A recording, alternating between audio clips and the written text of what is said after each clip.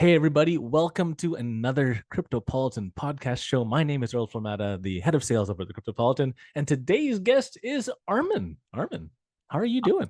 I'm great, Earl. I'm very grateful to be part of that podcast today, and I'm very excited to talk about our project with you. Absolutely. Fantastic. Well, let's dive right in. So the first question is it's a two-parter. So first of all, for anybody who's never heard of ivault, tell me about the project. And what I want you to do is let's start off with it in just layman terms so that any of the regular listeners who aren't super, deep into the tech can understand what it's about. And why don't we start with that? Absolutely. Absolutely. Yes. I have to actually go a little bit further back to the past, how the whole idea came up All right. and how we actually evolved with the project. And it was Yes. basically in 2011, I relocated from Miami, the US, to Zurich, Switzerland. Hmm. And back then, I put all my assets and most valuable things into the storage facility. And unfortunately, 5, 6 years later, when I was going back to Miami, meet some friends and check for my things, I saw that I was completely wrong. Everything Oh was no. gone. Geez. And I was really devastated because the emotional aspect of the loss was much higher for me than Understood. I would say the monetary loss. I mean, yes, it was definitely a lot of expensive things in, but I Loss. Yeah, was yeah. But emotionally really struck. I I So I I feel you 100%. Someone broke into my house and they stole my computer, and I wasn't pissed about the computer. I was yeah, pissed about my vacation picture from Hawaii, right? exactly, So I'm like, exactly. man, I can't get that back. I can buy a new computer, but I'm never getting those pictures back, man. That Yeah, sucks. it's I follow. exactly the thing because I had a lot of things like birthday presents, carpets, Oh a no. production studio because I had a record label back then in Miami, Yes. and that was all gone. So I was devastated. But that whole situation prompted me to the idea, and that was around 2017, 18, where I Yes. thought I should have put all my valuable things into a vault, basically, Okay. where basically I made a picture of a physical product and Yes. make basically a digital twin of it and put Yes. it into a vault, into the blockchain, I thought, because in the Mm. blockchain with your own private key, you only have access to it. But if something Yes. gets stolen or lost, you just push the button and put it from the vault into a search engine.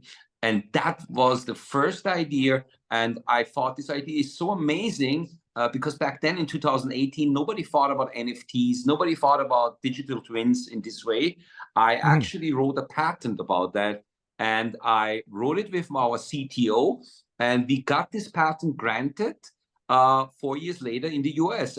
Last year in 2023, we got it granted in the US, in China, and this year in Switzerland Nice. about digital twins with proof of ownership, where you can do transfer of ownership, they can lease things and stuff like that. So that was actually the initial idea about ivault. And we launched the app basically in October 2021 Hmm. and only in the US because we thought the US, not because I was actually robbed in the US, but we thought the US is a good market to start because you have around 350 million people speaking the same language. From the Yes. geographically, it's good to test a project.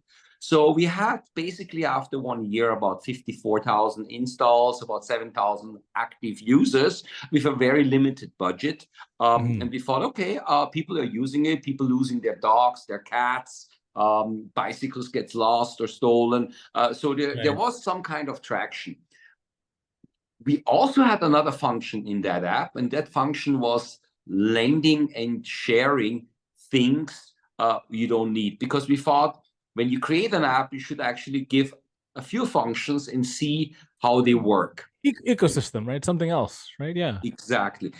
And that prompted us after a year, one and a Yeah. half years in 2022. Basically, we thought, you know what? In order to be successful with an app, especially when you're in the Web3 area, blockchain area, it would Hmm. be smart actually to like you give a finder's fee if you lost something, basically, so the community helps you to retrieve it again. So, Yes. it's an incentive. Why we don't incentivize people when they want to share or lend or rent or even donate things they don't need anymore? And actually, the incentivation they can use by posting new products basically then for free with those points, or they can actually convert those points 3 times a year into tokens. So in the tokens, you can basically pair with Bitcoin or USDT. So you have money twice. Once money when you rent something, the second time through the reward system. And that app, we actually worked on it nearly over 1.5 years. It's a really big app with 500 screens, nearly 30,000 screens, and it has all the features of the first version. But now we actually dived into the sharing economy. We said the sharing economy is a huge market. We saw it from Airbnb. We see it from so many other companies, but there is not one company actually which is helping the community to thrive. This was the whole idea behind it, because at the moment we see a lot of problems with overconsumption. A lot of people buying a lot of stuff. They use it maybe once or twice, and they put it on the corner of the site, and they really barely use it. Why don't you take these things you barely use and rent it out to your neighbor, to someone who maybe needs the lawnmower pays drill. for itself, right? The lawnmower pays for itself. The leaf blower pays for itself, right? You rent it a couple times, the damn thing is paid for. Yes, because we thought also, if you buy an electric drill, you use it maybe once or twice in your life, and then it's on the side and it's getting dust. If you lend it to a student who needs an electric drill for a moment, you charge him maybe $5 or whatever, but both parties get incentivized because they did a circular economy. And you can only power wash your house so many times in a row, right? Bravo.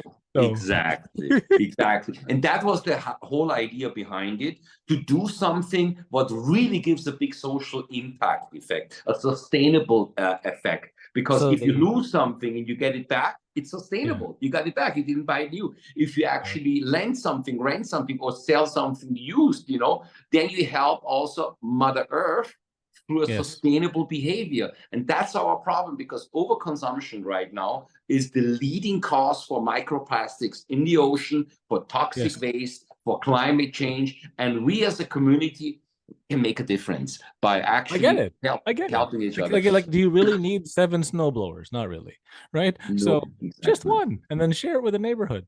That makes exactly, and that gives you a good feeling. I mean, this gives you a really good feeling. If you help people out, you get a nice feedback on the app. You get incentivized, and basically. You do good. We actually launched that app on October 1st. We have already 60,000 installs. We have right now nearly 5,000 active users with a very limited budget. The app is available already in 69 languages. Nice. Yes, in 69 languages. It has item reels, like we know that from TikTok and Instagram, so people can actually post videos where they're actually introducing their product. So we wanted to do it a little bit in some kind of fun way, because our target audience is the Gen Z people, and they are used to seeing videos and swiping and doing this fun stuff. We have also the lost and found part, implemented and optimized it with missing person, like Amber Alerts. So if a child is abducted or missed, or a grandfather with Alzheimer is lost, you can send also a picture of the grandfather, and give the geolocation where he was seen last time, and offer a finder's fee. So, and we have a community board as well. And the community board combines like Reddit, Instagram, TikTok all at once, where people can actually interact with each other, and a messaging service. So it's probably the first Web 3.0. What is Web 3.0? Web 3.0, we know it's a blockchain-driven technology, which is actually protecting the data of the user, which we don't have in Web 2.0. We know in Facebook, Instagram, TikTok, everything's open. They take advantage out of your data, they sell it, and you will be personalized, and you get personalized advertising. And this is not possible with us, because our app has a non-custodial wallet. You have a seed phrase, recovery phrase, and only you have access to your wallet. And it's up to you what you want to post and if you want to post. And this is actually giving power back to the user. That makes sense. No, I believe in that. So you got the sharing economy, you got the privacy of the data, you've got the structure of the blockchain protecting everything. It's rare that you see something that's this, I guess, quote unquote fair, and it's like it's a win-win-win across the board, because they win because they're saving Mother Earth, they win because they're saving money. The other guy who rents it saves money from buying a whole new thing by themselves. It's a cool thing, like I would have used this because like I own everything. I have my own lawnmower, leaf blower, this. But you know, You can install it on Apple. You can install it in Android. It's already yeah. available globally. So I'm more and there's a referral system behind it too. So if you refer it to your friends and the family, you obviously get also points each and every time you get these referrals done.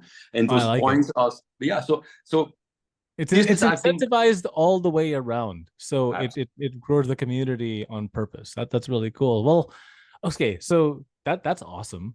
thank you. So now that we know what you're up to, now this gets a little tough.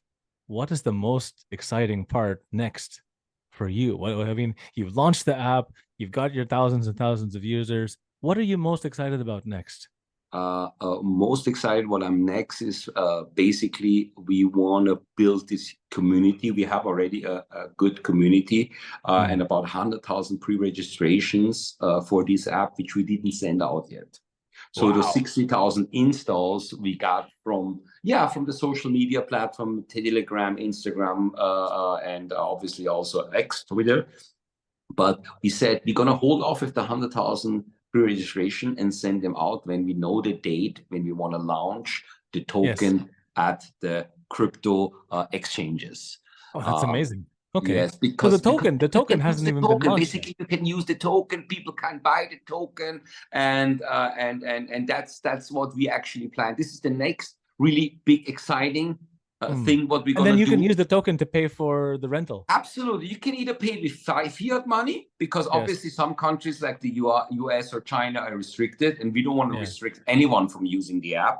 But Yes. Yeah. obviously in Europe, South Africa, Africa, South America, or in Southeast Asia, or in Asia, basically you can use the token if you wish Crypto is so. fine. Yeah. That makes absolute sense. That's awesome. So you can get rewarded in token and then you can It's rent a free leaf blower, right? Whatever you absolutely, need.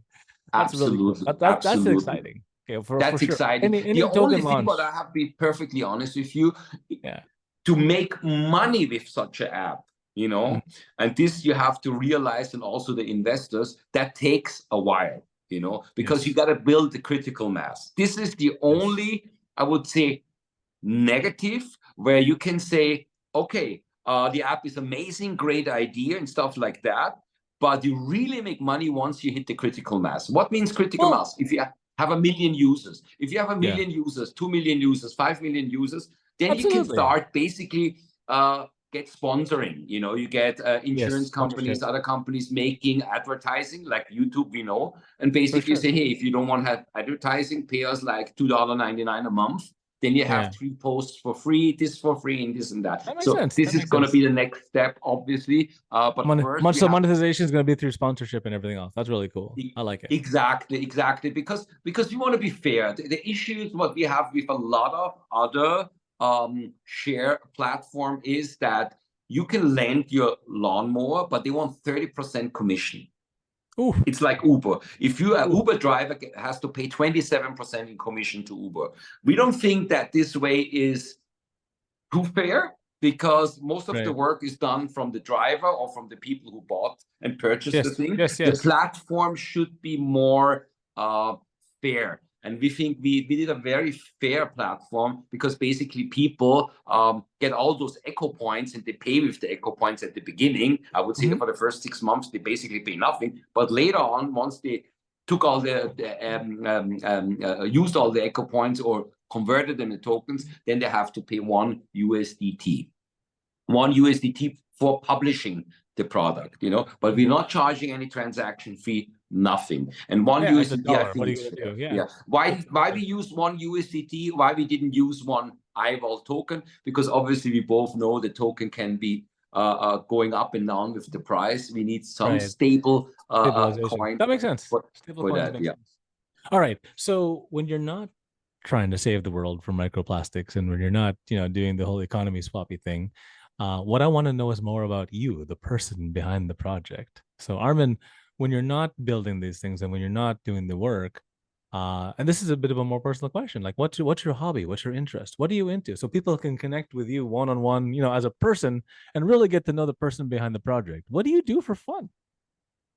Okay, well, I would call myself a very spiritual, esoteric person. I meditate every day Oh, since cool. about So do I. That's yes, cool. awesome. Since Nice. since 6 years.